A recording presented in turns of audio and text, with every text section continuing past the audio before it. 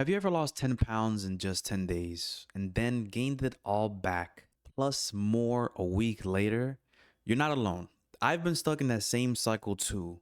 Lose weight fast, regain it faster, feel worse every time. Today I'm breaking down why diets, especially the way most of us do them, are actually making you fatter, not leaner. We live in a world obsessed with speed, fast shipping, fast food, fast results. We binge shows in a day.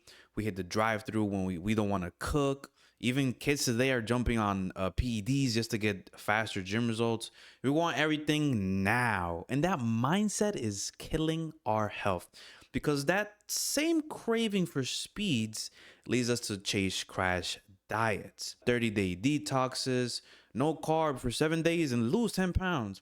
It feels good at first, but it never lasts. So, before anything, let's go over what is a diet. Now, technically, a diet is just your way of eating, your daily routine, but we've turned it into punishment, restriction.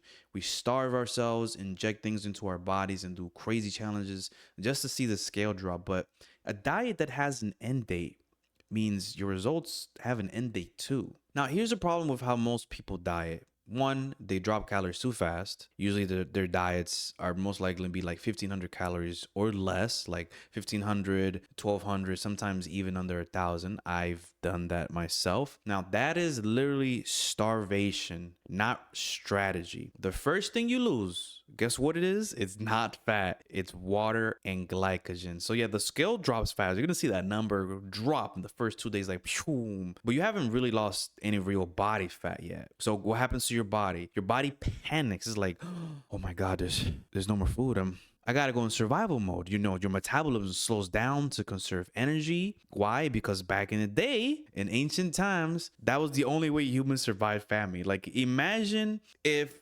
someone was burning 2,000 calories at rest. There's no way they would have survived back then. If they were eating, like, maybe, like, hopefully, like an apple, like a week or something, we would have probably been extinct. Your body starts burning muscle. Why? Because muscle burns calories at rest. So when you don't eat enough protein to maintain or gain or train properly, you know, doing resistance training, your body's like, why do I need this? It's just using up all this energy that I need to survive right now. So it gets rid of it. So every pound of muscle helps your metabolism stay fast. When you lose muscle, fat loss becomes harder. You stop moving as much. Your NEAT goes bleh. You're tired, you're dragging, even things like walking to open the door or go to the fridge or go downstairs to your basement or just anything. Fidgeting, you know, anything you do with your hands throughout the day, even moving, even stretching, that's fidgeting or standing, they all drop. So let's say you were burning an extra 200 calories from doing a NEAT, non-exercise activity. Probably drop to like 100, maybe even 50, which means you burn fewer calories without even noticing. And obviously your hormones are going to freak out. You know, your hunger hormone, which is called ghrelin, it spikes. So you're going to feel constantly hungry. Your satiety hormone, which is called leptin, crashes. So now you need more food to eat to feel full. And your stress hormones goes up because you're like, your body's in survival mode. It's like, oh my God, are we about to meet the end? Your libido drops because you're not really focused on reproduction. Now you're focused on surviving. Although that is another form of surviving. But I mean, if that drops, then, you know, yeah. And your mood crashes. You know, your body doesn't know that you're on the Brussels sprouts challenge. It literally thinks you're starving to death. So eventually you either quit the diet, you know, there's a higher chance of failing your diet than staying married. All right, I made that up, but you know, it feels kind of true, right? You know, or you finish it and then you immediately go back to your old habits. You binge. Everything tastes better. Oh, that sugar, that cheesecake, that cake, that pizza. Oh, tastes even better now. You're not even eating enough protein because I know you're going to go for the sweets and all the sugary stuff. You're just eating carbs and fat. Carbs beget carbs. Remember that. And your body's going to store all of that as fat. Why? Because is preparing for the next famine, is trying to protect you. Your body's not doing this on purpose to mess with you like it wants you to stay fat or something. No, it's just trying to survive, bro. It's just trying to survive. It doesn't know you're doing all these crazy challenges, all these crazy diets. It's just trying to survive. It's doing its biological thing, okay? So within days, you're gonna gain all that weight back and then usually more because you binged. So guess what happens now? You did the diet, you either failed it or you did good and you binge eat and you gain all the weight back and now you feel like, that crap. So what are you gonna do now? You're like, well, that diet didn't work, or maybe it didn't work for me. Maybe it was not my for my body type. You're gonna go on Google, go on TikTok, go on YouTube. What's the next diet that's working? What's trendy right now? What's something that actually works?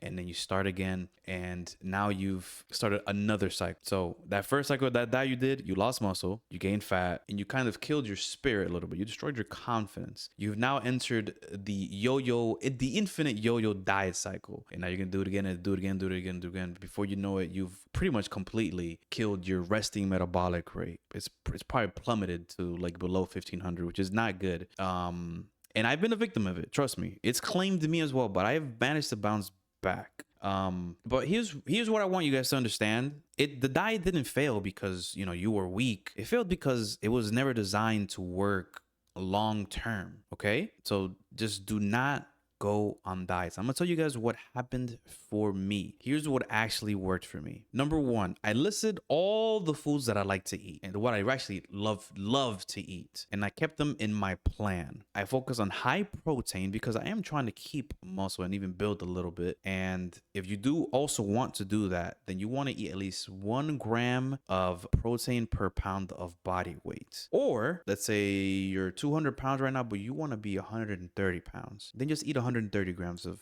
protein. Eat the amount for the body weight that you want to be. I say it in like a realistic calorie range for my budget. Obviously not 1,000, not 1,200, not 1,500. No, I eat about 2,200 to 2,500 calories, depending if I'm just chilling, just maintaining, or if I want to lose a little bit for the summer or whatever. But something I can actually sustain. I obviously strength train. I do weightlifting. I walk. I do some cardio.